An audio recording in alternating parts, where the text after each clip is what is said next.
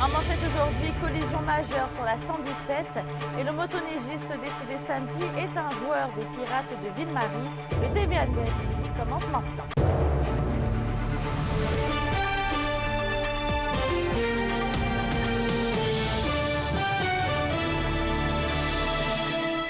Bonjour tout le monde et merci de nous avoir choisis. Plusieurs faits divers se sont déroulés aujourd'hui dans la région, dont un grave accident et un incendie. Mais on va commencer par la collision majeure sur la route 117 à la hauteur du lac Kamatose dans le parc de la Vérandrie. Et Kimberly, la circulation est perturbée depuis 8 heures ce matin. Absolument, Mélissa. Selon les informations de la Sûreté du Québec, un appel a été reçu vers 8 heures ce matin pour un face-à-face entre un camion-citerne et un véhicule. La route 117, donc vous l'avez dit, s'est fermée pour une durée indéterminée et les policiers de Sainte-Terre sont toujours sur place. Le conducteur du véhicule est un homme de 41 ans, originaire de Québec. Il était incarcéré, mais les autorités l'ont sorti et actuellement, il serait gravement blessé. On craint malheureusement pour sa vie. L'homme a donc été transporté au centre hospitalier de Val-d'Or. Le conducteur du camion-citerne a été transporté au centre hospitalier par mesure préventive. Il y a un policier formant l'enquête collision qui est sur place présentement. Donc, la route est complètement fermée.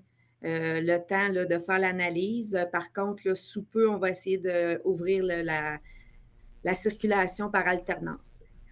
Et je poursuis maintenant, Mélissa, avec un incendie qui a eu lieu dans une résidence à Clerval, en Abitibi-Ouest, sur le chemin de la plage Caillouette. Les pompiers ont été appelés à être sur place vers 6h30 ce matin. Toujours selon la SQ, plusieurs personnes ont été évacuées, dont certains voisins par prévention. Selon les dernières informations, il n'y a eu aucun mort et aucun blessé. Et Kimberly, la Sûreté du Québec nous informe également que 2 perquisitions en matière de stupéfiants à Rouyn-Noranda ont été faites où un homme de 42 ans a été arrêté. Effectivement, vous avez raison, Mélissa. Il a été arrêté puis libéré à la suite de ces perquisitions qui ont eu lieu sur la rue Saguenay à Rouyn-Noranda.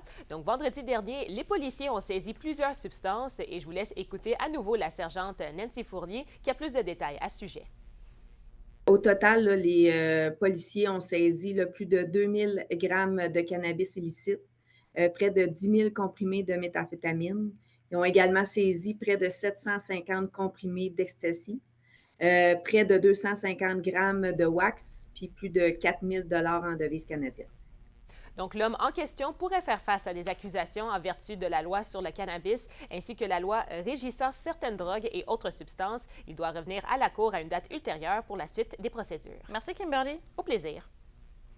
Armature Nationale inaugure aujourd'hui sa nouvelle usine à Rouyn-Noranda. Le ministre responsable de la région de l'Abitibi-Témiscamingue, Jean Boulet, qui était présent à l'événement, a d'ailleurs confirmé les investissements de son gouvernement de 4,8 millions de dollars. L'argent qui va permettre de tripler la production de l'usine spécialisée dans la fabrication et l'installation d'acier d'armature. Les nouveaux équipements munis de lecteurs optiques permettront aux travailleurs de gagner en sécurité et d'augmenter leur cadence de production. D'ailleurs, en parlant du ministre responsable de l'Abitibi-Témiscamingue, il juge inacceptable les longs délais des ambulanciers dans la province. Il assure d'ailleurs que le ministre de la Santé, Christian Dubé, devrait bientôt soumettre un plan d'action sur les services préhospitaliers pour remédier à la situation. Le bureau d'enquête de Québecor a révélé en fin de semaine que dans plusieurs villes de plus de 10 000 habitants, les paramédics n'étaient pas en mesure d'arriver en moins de 15 minutes.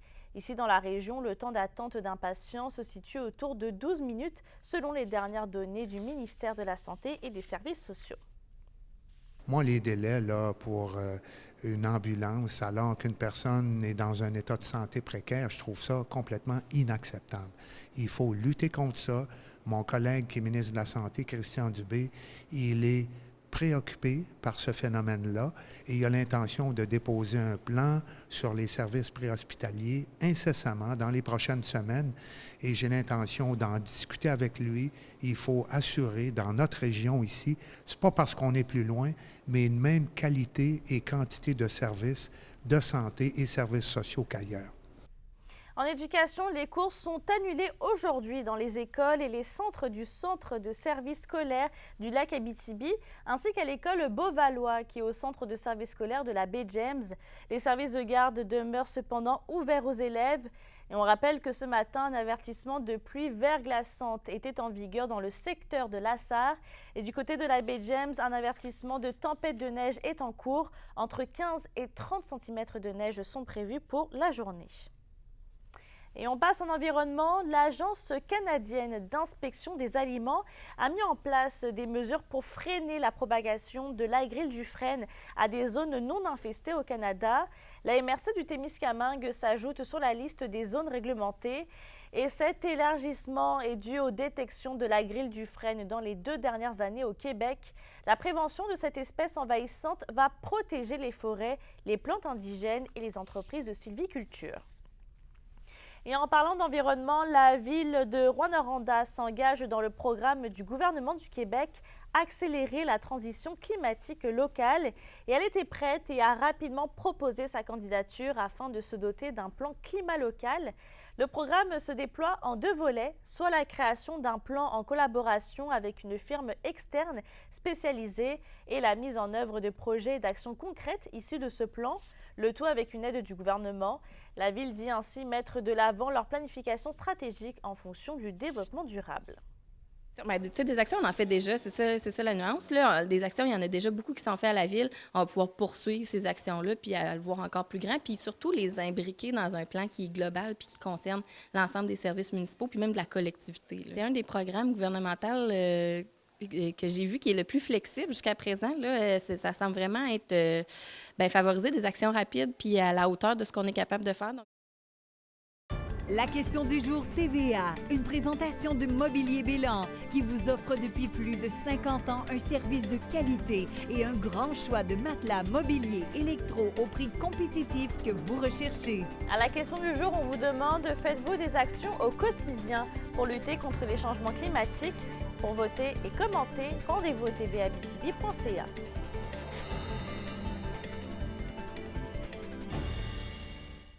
Le Centre d'action bénévole de Rouyn-Noranda reçoit plus de 149 000 $ pour continuer de développer son projet « Vivre et vieillir ensemble dans nos quartiers ruraux ».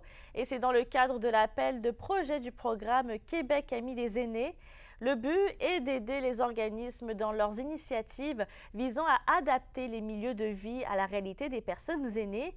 Et au total, la ministre responsable des aînés, Sonia Bélanger, a annoncé que 89 projets ont été retenus pour un financement. Et dans un autre dossier, la maison de la famille à Malartic prévoit une construction neuve afin de fournir la demande grandissante depuis 2022. La directrice générale Christelle Perron affirme qu'une présentation du projet a été déposée à la ville afin de trouver un nouvel emplacement. Une campagne de financement sera également annoncée sous peu pour aider à financer la construction.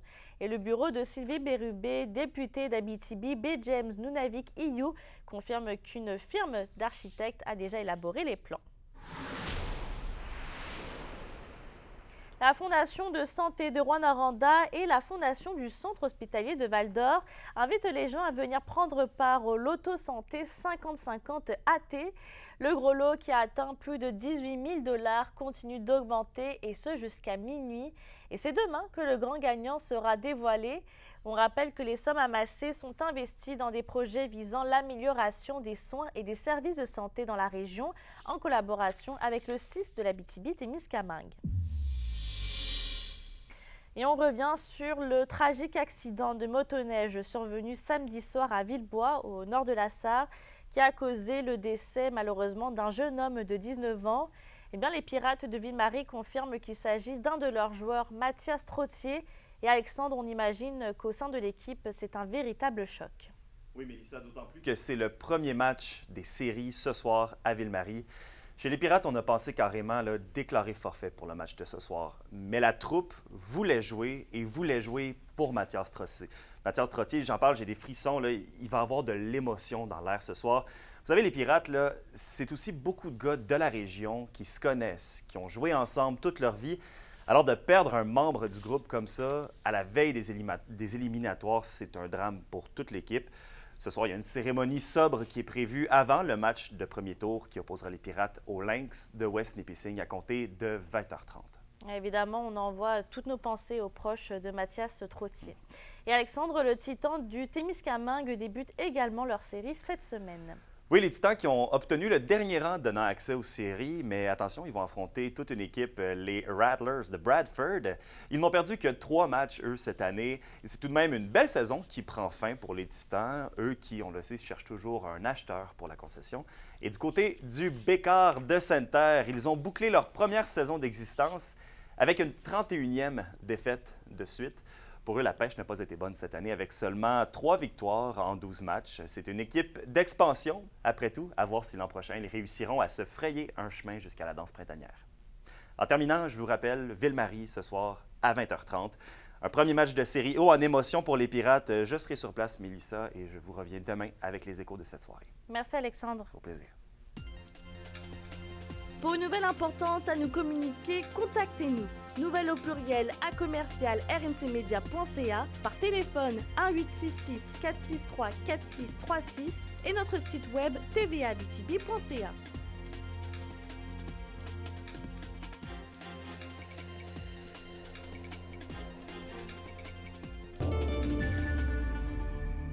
À la météo aujourd'hui, on aura des nuages en Abitibi avec un 60% de probabilité d'averse et un risque d'orage au Témiscamingue. Ce sera en Abitibi, mais au Témiscamingue, ce sera des averses avec risque d'orage également. Il va faire un maximum de 9 degrés pour ce soir et cette nuit. C'est un peu le même scénario au nord comme au sud avec des averses et un risque d'orage. Les températures seront autour de 8 et 9 degrés. La météo risque d'être intense dans la région. On a 2 avertissements de pluie verglaçante et de refroidissement soudain. Donc les surfaces comme les routes ou encore les trottoirs pourraient devenir glacées et glissantes. Donc faites attention.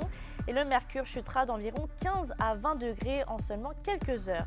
Sur ce, je vous souhaite de passer une très belle journée. Puis on se retrouve tout à l'heure.